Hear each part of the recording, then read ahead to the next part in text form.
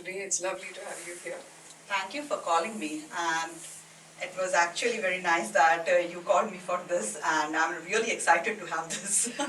I'm glad to be here today with Poulomi Bhaduri, who is the head of HR Equalead. Poulomi oversees people and culture for one of the world's largest GCC networks. Her work in leadership development, hybrid work, and global talent management offers deep insight into Karnataka's position as a professional services hub. Thank you for taking time out.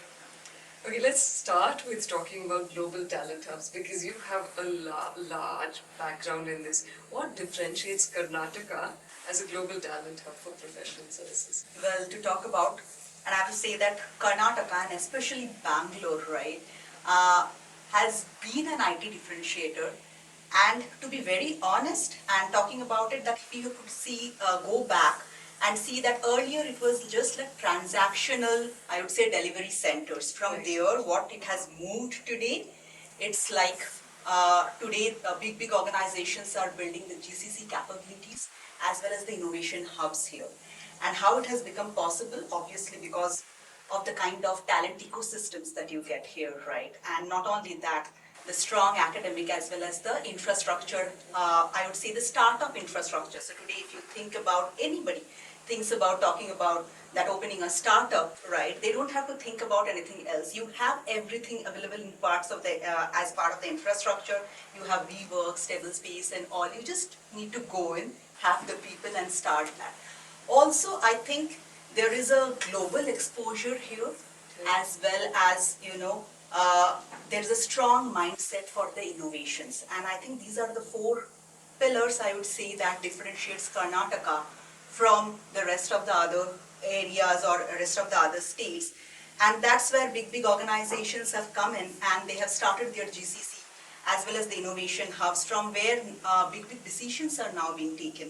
And it's not only, the age-old transitional or transactional delivery centers which were only doing transactional works. Right now it is taking up more towards taking a more strategic decisions also in place. Right, and I think you mentioned so perfectly how Karnataka has both the academic capability as well as a startup hub.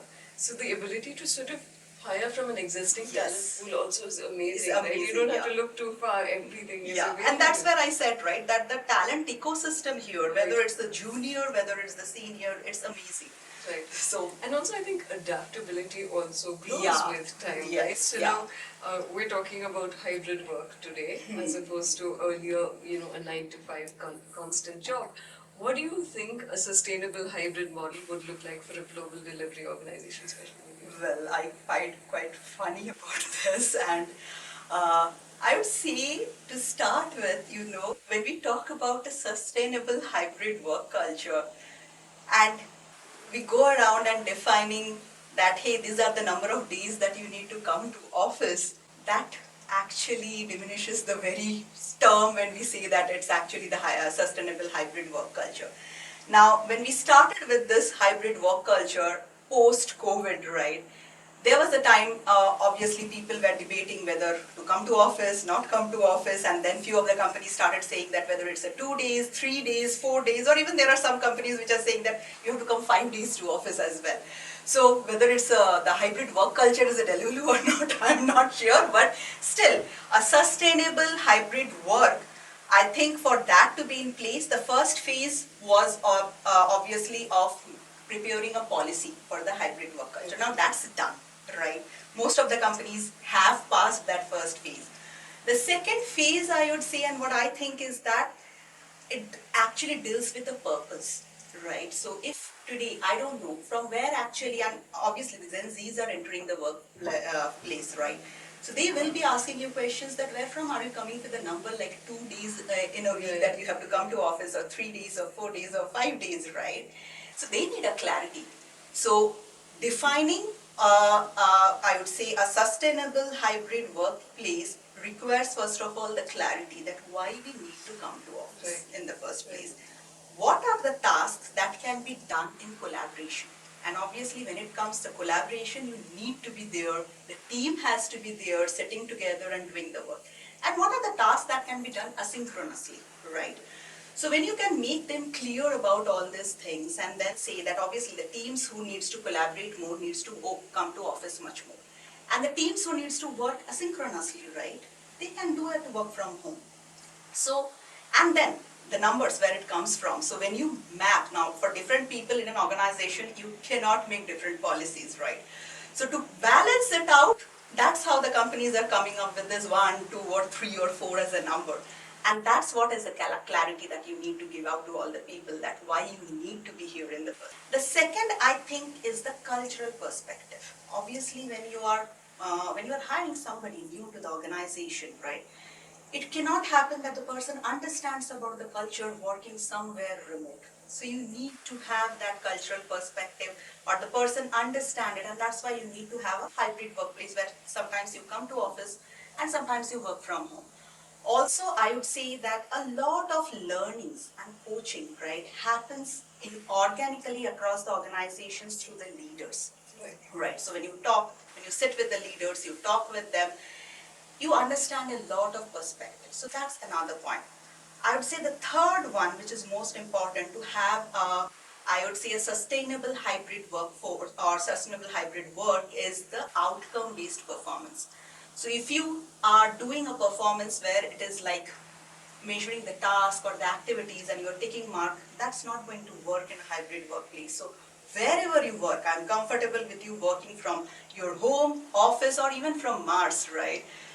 If you are able to produce that outcome, what I'm looking for, and if you are able to do that, and I'm able to explain you are able to deliver that to me, that will help us to make a sustainable workforce. So I would say, in order to conclude this, I say that there are two things that goes hand in hand in order to make a sustainable hybrid work, which is the flexibility as well as the accountability. Flexibility is from the employer side, that I'm providing you the flexibility, and accountability is from the employee side, that I am accountable for the work. For the work I do, yeah. If these two things goes hand in hand and both the parties involved understand this, that will help in making a sustainable hybrid work. You know, I love that you brought up leadership as your second point as well.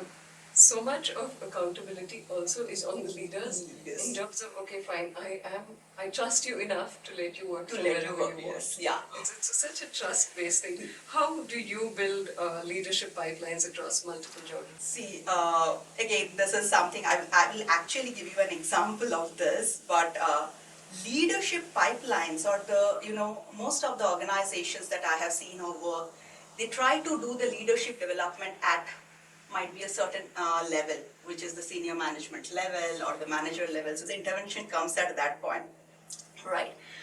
But in order to build a proper leadership pipeline, you have to work much before. So which is, you start from the very junior people. And in my last organization where I have worked, and also in the current organizations, we have a very beautiful thing of, actually it's no proper development or a leadership classroom programs or learning and development, no, nothing like that. Those are small initiatives which are mostly in terms of the events, mainly based on some physical events, likewise some badminton or cricket and all, where what we do is that make the junior most employee the captain or the owner of the team, or let them drive the whole event, right? So it can happen that the CEO is a part of your team member, okay, but at that point of time the CEO is not the CEO. He or she is just a team member, and you are the captain. So you need to guide, coach, and deliver, and make your team win, right? So you have to deliver the strategies. And in this process, what we have found out is that there are a lot of people, and over the years, it is not like a 1 or 2 year thing. So over the years, we have seen that there are a lot of people who have done these things, have grown up to become really good leaders. Yeah, really effective as well. And it's very effective, yes. So I would say that started from very ground level, right? So that people, and these are the things today in many of the academics also, they are going ahead and doing. So why not in the organization, right? But nonetheless, afterwards, you need to have some kind of leadership development programs, modules, which are like, you have to do that. But do something else for the junior people so that you identify and you have a large talent pool in place where you have already identified who are the leaders, and then coach them, mentor them to go to the next level. Yeah, I think that's That's a fantastic way of also growing within your organization instead Yeah. of, constant. How do you think AI really is reshaping consulting, Shuri? Well, it's not a new thing. AI is It's no everywhere, longer right? It's a very normal thing. It's a very normal thing now. And I think a long time I read something in my English book that water everywhere, not a drop to drink. So I feel like today, like AI everywhere, and we have to learn in order to live, right? So, and also like AI is in every sphere of our lives. The other day when I was traveling from that outer ring road, right, I saw an ad which was like that AI is in your mattress.